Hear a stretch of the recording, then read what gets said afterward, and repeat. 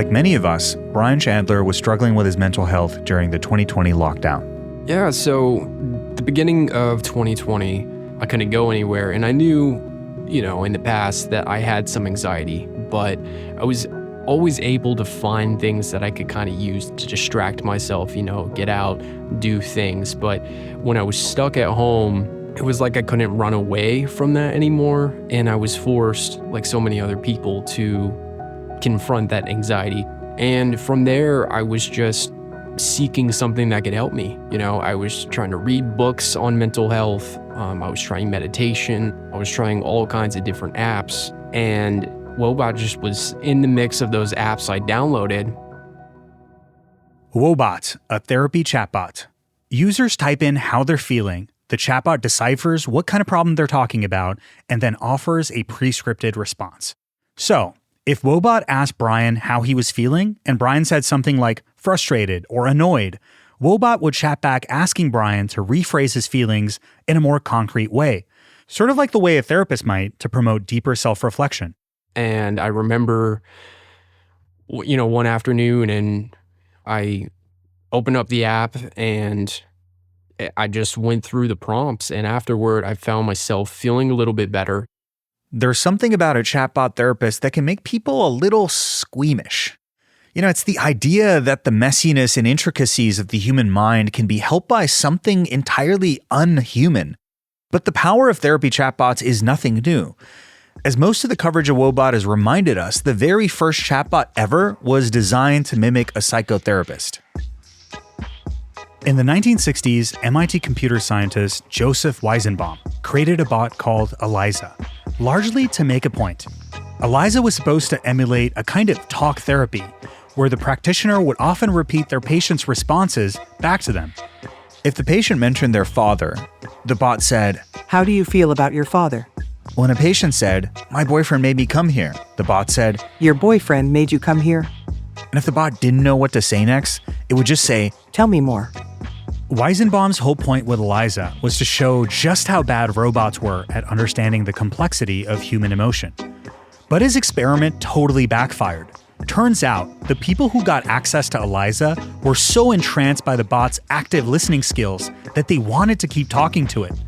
In fact, Weizenbaum's secretary asked him to leave the room so she could be alone with ELIZA. Could it be that humans are just so bad at listening to each other that we're willing to convince ourselves that robots really can understand what we're saying?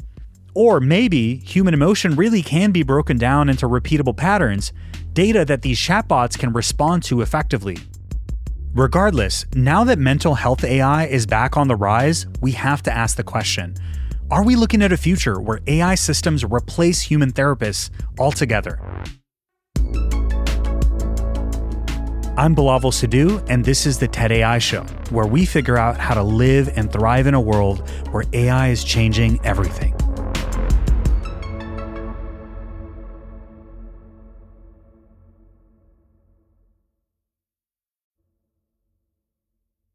In this episode, we're digging into therapy chatbots. There are many on the market based on different therapeutic models and with different capabilities. But today we're going to focus on Woebot, which we should note now requires a unique access code from your healthcare provider or in some cases from your employer.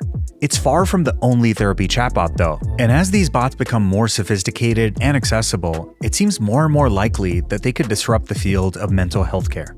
Later in the episode, we're going to circle back to Brian Chandler, the Woebot user, about his experience with the bot and why he finds it effective, even without additional therapy.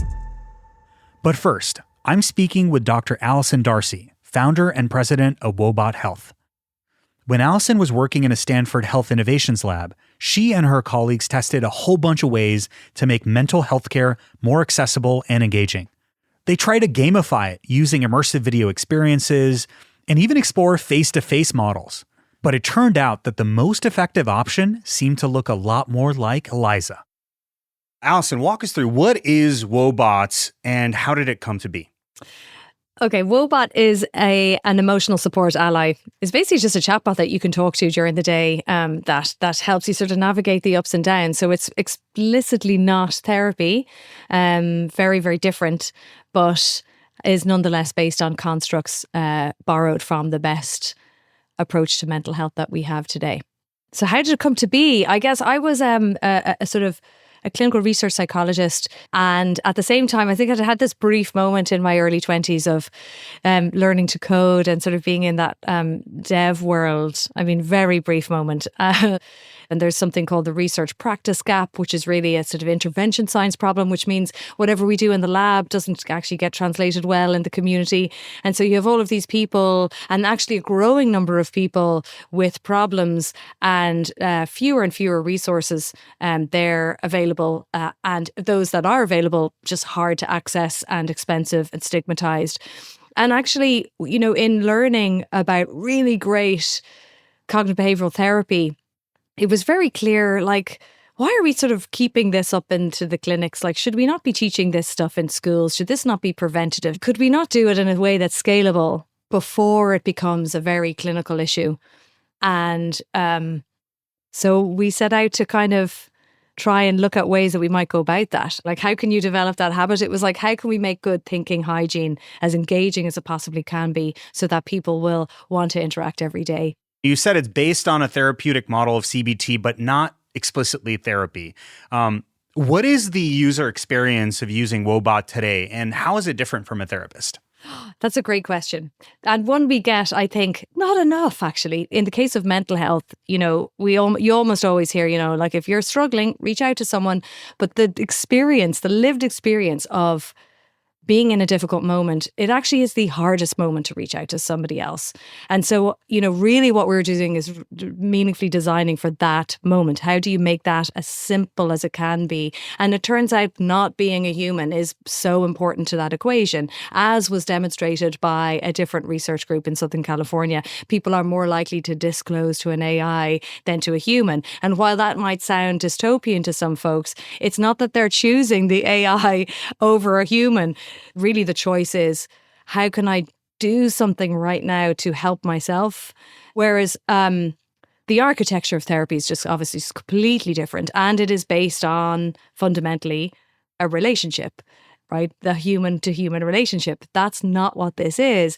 We have certain relationship dynamics, but that's really about being able to facilitate the encounter when it occurs, but in much, much smaller, simpler nuggets as you live your life. In fact, interestingly, our data shows that about 80% of conversations are happening between 5 p.m. and 8 a.m. the next morning. So absolutely when there aren't other folks around, other professional folks around. And so that's actually why it works. This is about a sort of a toolkit that folks can use momentarily as they feel like, okay, I'm in this rotten place. They can just reach out to this thing and be like, hey, I'm not doing great. And then Woebot can say, okay, do you want help right now with this thing? And then, okay, if you accept that, then step by step, talking somebody through how to use their own resources to maybe feel a little bit better, and then just get back to life, right? You know, I really like this notion of sort of meeting the person where they are. In that moment, you're perhaps most vulnerable, where it's hardest to reach out to people. And while it's fresh in your mind, you're living that experience. It's playing out in real time. The product person in me is curious, how do you measure success, and what are those like success metrics for the user experience right now that you do optimize for if it's not about engagement? It's about feeling better. That's it. Ultimately, the ground truth to us is like, do you feel better now or not? And then it's a sort of well, how much better do you feel? And if you feel better, oh, this is great, right? Let's kind of build on that. And if you don't, okay, let's troubleshoot that. What went wrong?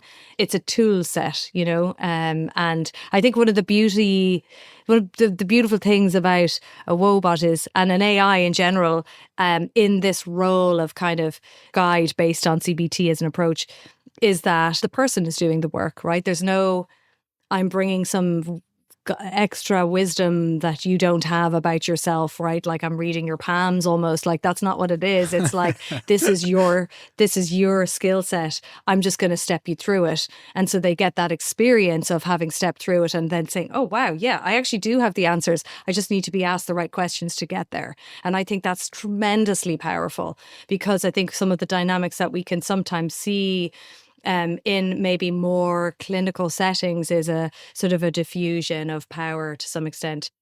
Interesting. So there's like a different power dynamic.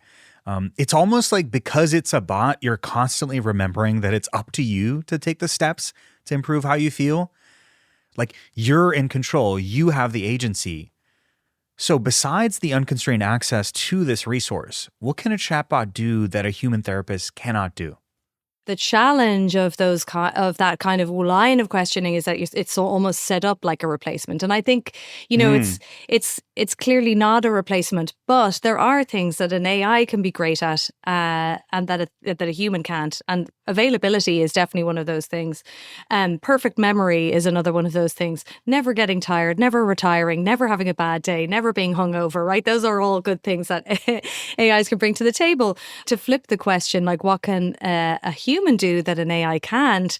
Human connection, and I think that is so clear. AIs can never be human, and they shouldn't pretend to be, because they're best when they're not pretending to be. And I think if AIs can actually just lean into the fact that they're AIs, it's a lot less complicated for our heads to get around. So, it sounds like you're clearly making this design decision, right? How is that design decision being reflected in the product experience for Woebot? I think we made this design decision very early on that like Woebot should be like very clear that it's a robot. Like I'm an AI. And like we really leaned into it, I think, more than most people. Even the Woebot as a name and as a visual is like to remind people this is an AI, this is not human. But in the experience itself, I do think there are specific things that one has to pay attention to that is nuanced in AI. For example, Woebot becomes concerned with something. Woebot should say, because you said this thing, I'm concerned about X, right? So you're showing people this is the phrase that I'm worried about. Woebot can say, I'm not able to, in fact, give you some medical advice here, right? Like, or I'm constrained here. Just being very, very clear about the boundaries, what it is and what it isn't. And I think that's where good consultation with clinicians and specialists in the field comes in. Can you talk a bit more about how this product will work in concert with, let's say, a traditional therapy experience, right? And like, do you think Woebot could be sort of this gateway allowing users to start opening up without this pressure of a real person at the other end receiving this stuff, without the fear of judgments, and then eventually transitioning to in-person therapy? Has that happened? What does that look like? This was the point of a Woebot. It was, how could you be the most gentle, unintimidating on-ramp into the experience of, managing one's own mental health really early on, and hopefully in a way that demystifies what full-blown therapy might look like as well. And actually we've had lots of anecdotal feedback from users to say, yeah, actually using Woebot made me see like what CBT with a therapist might look like. And then to your other part of the question, like what does Woebot look like in conjunction with, a clinician or a healthcare professional? And we've had lots of really interesting feedback here as well. And when they give Woebot to their patients, Woebot comes back sort of ready to engage in a therapeutic process, a little bit better informed, that the things that they're sharing with their patients, then Woebot is sort of facilitating the practice with those concepts or those skills in between sessions, because therapy doesn't really happen in a void either. The more opportunity people have to practice certain skills based on CBT, the better their outcomes tend to be. So Woebot can facilitate that practice, sort of reinforce what the therapist is sharing and teaching.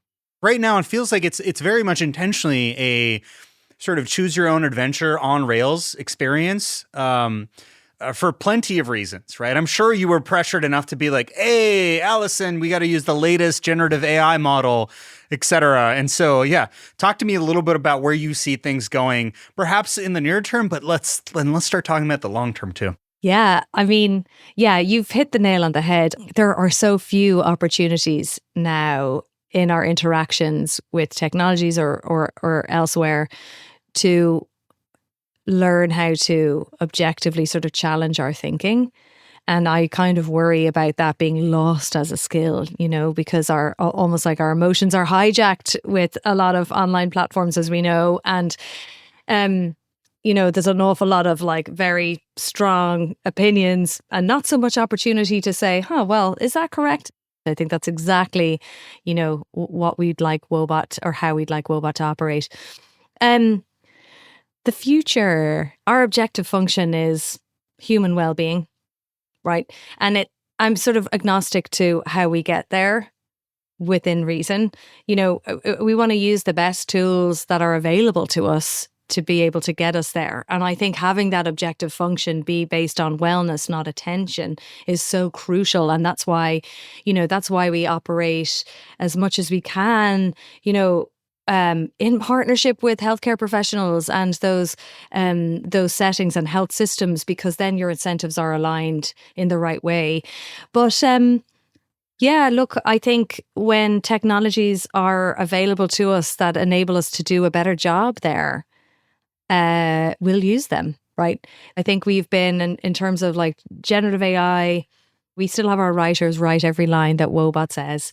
And we just finished a trial where we looked at a sort of LLM-based version of Woebot versus the rules-based Woebot. And that was just fascinating that was really just to explore the user experience and like, where's the difference here exactly? And like, would there be some glaring limitation that can only, or some huge gap that can only be filled with LLMs. And what we found was actually interesting and intriguing. In spite of that context of like twice the accuracy, we found our users didn't seem to notice a difference. So in the context where there's equal amount of trust and an equal amount of like the feeling of that this is a safe space and not being judged and so on. Yeah, maybe the accuracy doesn't matter so much, because honestly, we've built the conversation over the last 7 years to be so tolerant of imperfection. I think, for example, if Woebot sort of thinks they're hearing something, they'll say, oh, like, it sounds like you're talking about this thing. Is that true? Like, are we talking about relationship problem here? Is that what I'm hearing? Am I hearing you correctly? And that's just a very empathic conversation, right? So if that's what Woebot says in response to a low confidence classification, that's fine, right? And even if you have more accurate reading there, wouldn't you always want to say, am I hearing you correctly? Like, that's what good empathy looks like, because even humans don't hear properly.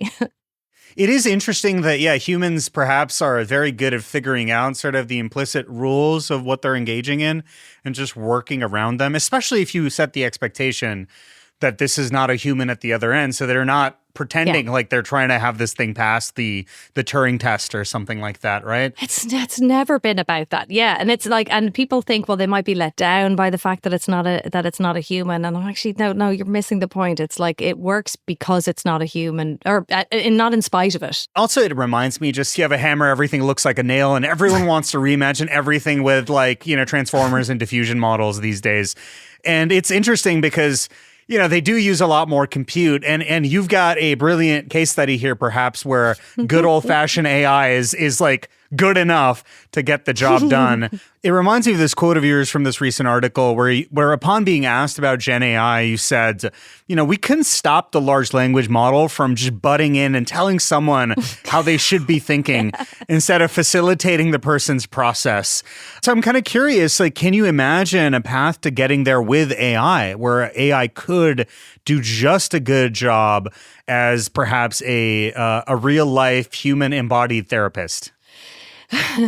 And AI is never going to deliver what a human therapist does. So recently somebody sort of said to me, but an AI can't pick up on, body language signals. But, the jury's out on how much an AI needs to be able to detect that particular set of nonverbal communication because it's the fact that it's a human to human relationship is why the therapist needs to be able to read all of that stuff, because people don't feel able to disclose to a human all the time. Do you know what I'm saying? So it's a fundamentally different kind of encounter. It's just a completely different way of engaging. And I think one that humans are very sensitive to the idiosyncrasies of.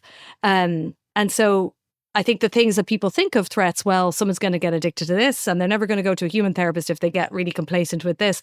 I don't think those things are true because people don't see them as the same thing, right? That it's not like because people start eating sandwiches, they never go to a restaurant again because they're like, well, I'm fed. I'm hooked on sandwiches. That's just not the way it works. Those things kind of coexist really well. Yeah, I could see that being super beneficial. But you are drawing this line about, I think like an AI would never do that. And I just want to poke on that claim a little bit because what you described is, let's say, me as a patient, if I go talk to a therapist, there's stuff that I will explicitly say. And then there are these more implicit signals, facial cues, how I react to stuff. What's to stop AI models from being able to understand all of those nuances, right? Like already, if that happens, would that not come close to encroaching upon that therapist, kind of patient relationship? Okay, I can say something controversial.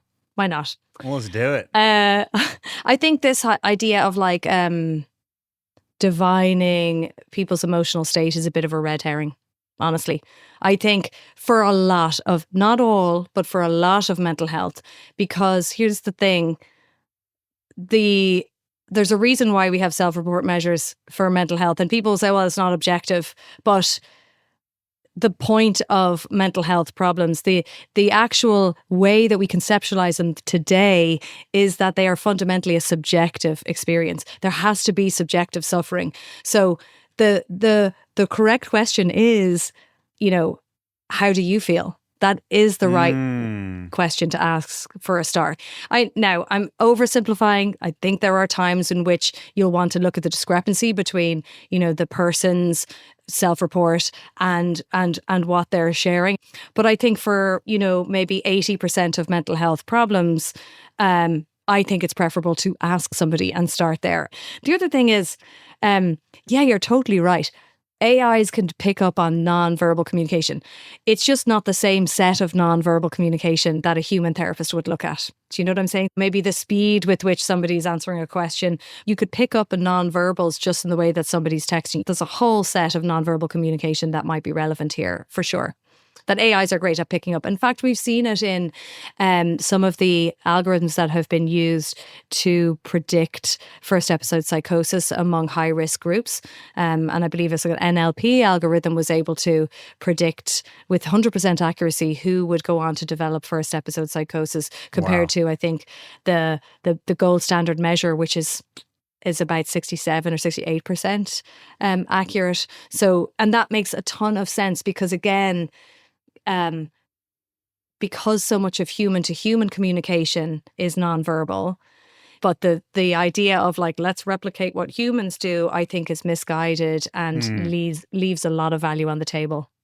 You talked about the research practice gap. It's like, hey, all this awesome research is happening, but like practitioners aren't actually reading up on it and like making the latest, insights available to their patients. And so Woebot is this very cool complement to therapy in that sense, where you can bridge this research practice gap, make the state-of-the-art findings available, to folks. But I'm curious, it means that people will use Woebot without access to a therapist. Do you think there's any risk to users if they're using Woebots without a human clinician? And this is, in full disclosure, my roundabout way of like, coming back to the question of, is this really not going to replace therapists, Thinly veiled. Well, So Woebot's no longer available for people with, just to download in the App Store. You have to sort of get it through treatment providers. We've done a lot of research, and a major objective of that research is to look at the user experience in a very controlled manner to very carefully quantify any risk or any, safety issues that might come up and things like that. This is why Woebot is primarily rules-based right now, and everything Woebot says is written by therapists. But I think the major risk associated with this technology actually is that we don't have the correct conversations about it, and that people get spooked and think, oh, this is all the missteps that people inevitably will make because they really underestimate the complexity of what it takes to deliver something, a mental health based intervention into the world. There isn't adequate data. Somebody makes a misstep, it blows up on the launch pad, and then everybody starts to think, wow, there's not a good technology used for this. Whereas really any AI that you're using is really a tool, and how you use that is the most important thing. And I think, the risk that we have facing us is like we are systematically going to undermine public confidence here in the ability of technology like this to help. And that is a big potential problem, because I think this is probably the greatest public health opportunity that we've ever had. There's a lot of responsibility on your shoulders to, make sure this is a shining beacon and like a great example for how you do AI augmented therapy, essentially. In terms of ways this could blow up on the launch pad, right? Obviously, data privacy is one that comes up. And Woebot, when people use Woebot, people are sharing some of their most personal and private data. So will user data be used to improve the Woebot product experience or the underlying models? We're HIPAA compliant, obviously. We're using all the data are encrypted, and it's we have consent for each and every use, similar to what you have with GDPR. Privacy and security is a topic that is absolutely front and center the whole time, because I think a breach there from any kind of semblance of any kind of negligence on our side would be catastrophic. Going back to the future a bit, in an ideal world, Alison, what would mental health care look like in 5 years' time? I'm curious. In an ideal world, we would shut down all our clinics and my profession would become obsolete, because everybody is looking after their own mental health. We should be doing such a good job and everybody is so, happy and healthy. Now, that's not realistic. Remember in COVID, we were talking about flattening the curve. I think we need to flatten the curve here as well. We need to try and keep people out of clinics if we can by, providing access to really good preventative, tools that they can use. We should absolutely not be waiting, a decade or so before first sort of people start to struggle a little bit with maybe a couple of symptoms here and there, and then them needing to see, and then actually getting in front of a clinician. People should have, I think, very good evidence-based tools that they can turn to from the first moment of intense emotion that gives rise to distorted thinking, because that's part of the human experience. It's not about being in a clinical realm. It's not about necessarily needing a diagnosis. It's about sort of being there in a moment of need as early as you possibly can and getting somebody well when you can, and then freeing up our precious human resources for when people actually do need more significant help. I love that. We've got a bunch of technology that we use every day that, plays to our hopes, wishes, desires, anxieties, worries, literally all the time without us even knowing. Yes. And so it strikes me that there should be a countervailing influence to that, a correction measure to that. And, starting as early as possible and making it as accessible and frictionless to get access to this type of evidence-based care strikes me as one great way of making a dent towards that goal you have. And who knows, maybe you will accomplish it in 5 years. Well, thank you very much. As you've heard, Dr. Darcy insists that Woebot is best used in conjunction with a human therapist. But after the break, we're going to hear more from Brian Chandler, who's actually been using Woebot without additional therapy since 2020.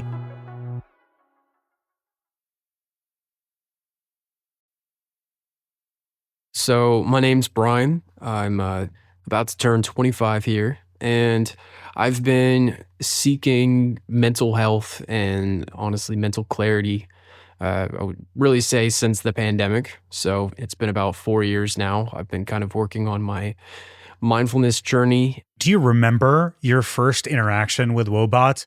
When I first used it, I guess I had such a low success rate with the other apps. I wasn't expecting too much, but when I used it, I did feel better, and I thought, okay, well, maybe maybe this was just a fluke. Let me get back on the app the next day, and I had a similar feeling. And I was like, okay, well, let me get back on the next day. And, eventually when it's 3, 4, 5 days of feeling better afterwards, you start to realize, okay, I think it is the app. I think it is what it's teaching me. It's teaching me coping mechanisms. It's teaching me how to label. It's doing exactly what a therapist would tell you to do.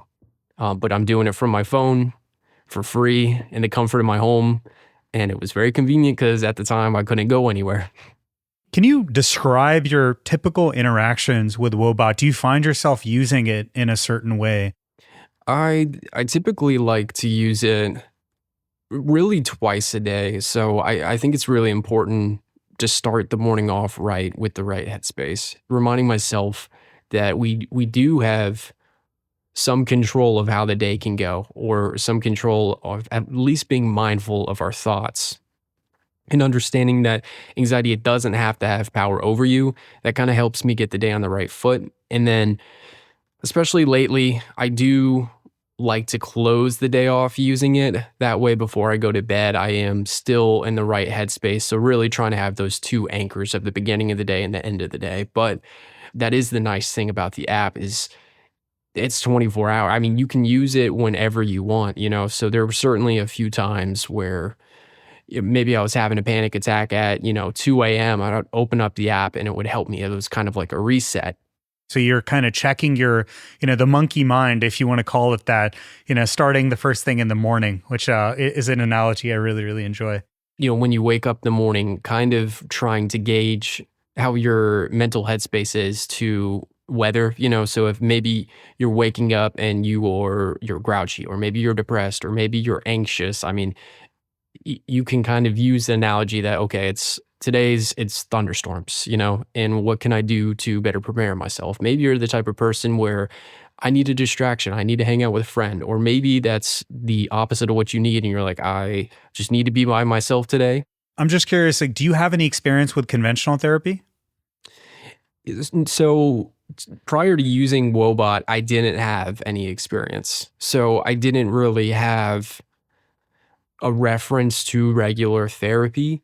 In 2022, I believe it was 2022, I wanted to see really if I felt a difference. And I did try for a couple weeks regular therapy. And while I think regular therapy can be very good and very important for some people, I don't want to discourage that.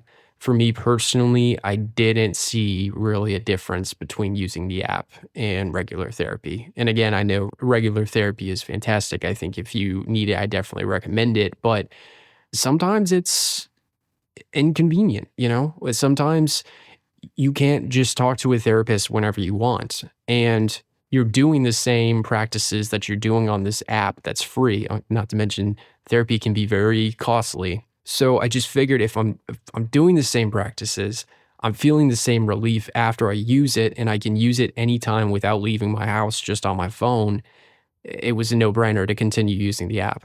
Now, I have to follow that up and ask, in therapy, there are all kinds of boundaries, right? There's time. There's what you can or can't or perhaps shouldn't know about your therapist. Do you get a sense of boundaries when you're using Woebot? If so, what are they?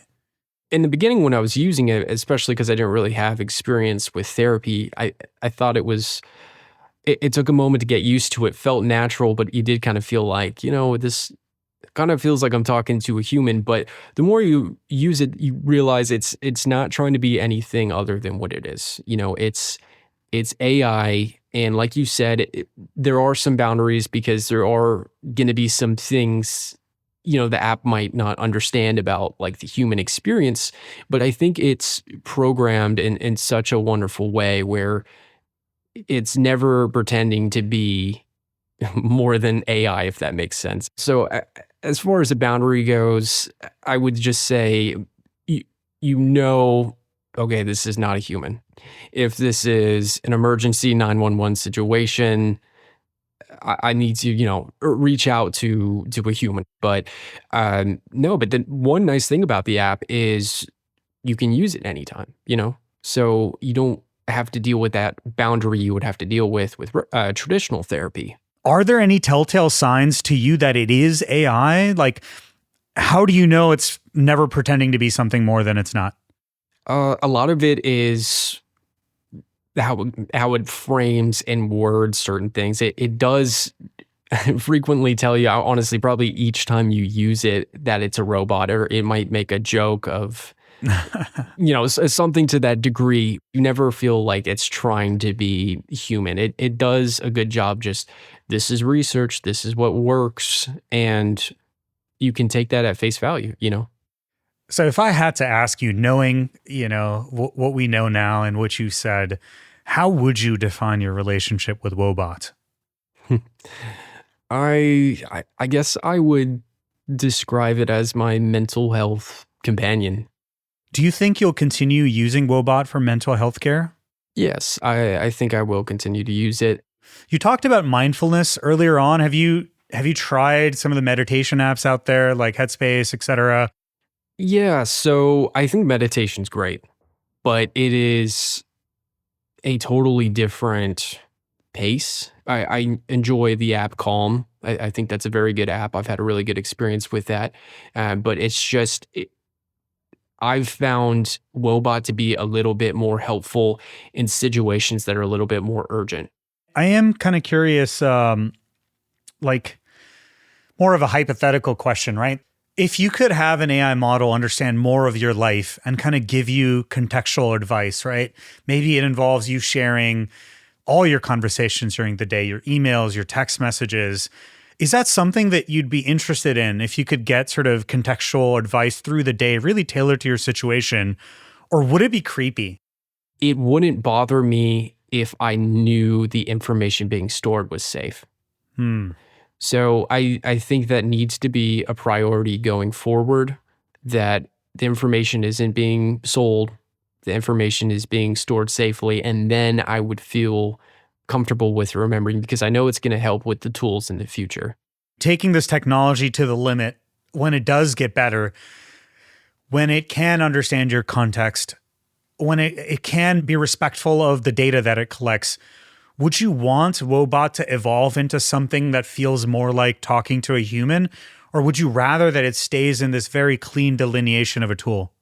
In this moment in time, I think I would rather it stay. I would like it to evolve, but I don't want it to ever get to the point where, maybe they like add a voice and you're talking to the voice and it sounds very human. Like, I don't think I would like that, but kind of like what I mentioned to you, it's just all of this technology, it's so new and we just aren't used to it. So I don't know if in a few years that's just going to be the new norm, but right now I do enjoy kind of the boundaries the app creates where, if you were needing a human connection, go talk to a human. I think it's so important for people to be able to work on their mental health, and especially in this day and age where we're spending more and more time on our phones, we need to have a moment where we can put TikTok down and go to something that's going to benefit us. Brian, thank you so much for your time. It's amazing to have you on the show. Yeah, thank you. Like many of you, I've been on my own mental health journey. Over the last decade, I've really gotten into the work of Alan Watts and Guru Nanak, and I've cultivated a meditation practice. And probably like many of you, I got started by hopping from one app to another with the goal of keeping myself centered. And I know I'm not the only one, far from it.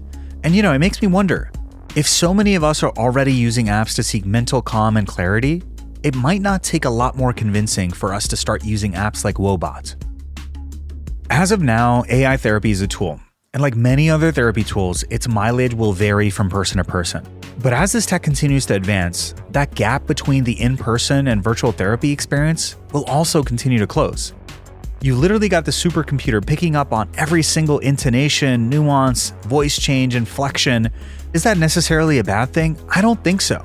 Mental health is such a problem, and if we've got some technology that can help us tame our monkey minds, I think that's a win. If you want to know even more about the history of the therapy bot ELIZA, 99% Invisible made an incredible episode about her. The link to that episode will be in our show notes. The TED AI Show is a part of the TED Audio Collective and is produced by TED with Cosmic Standard. Our producers are Ella Fetter and Sarah McRae. Our editors are Ban Cheng and Alejandra Salazar. Our showrunner is Ivana Tucker, and our associate producer is Ben Montoya. Our engineer is Asia Pilar Simpson, our technical director is Jacob Winnick, and our executive producer is Eliza Smith. Our fact checker is Christiane Aparta, and I'm your host, Bilawal Sidhu. See y'all in the next one.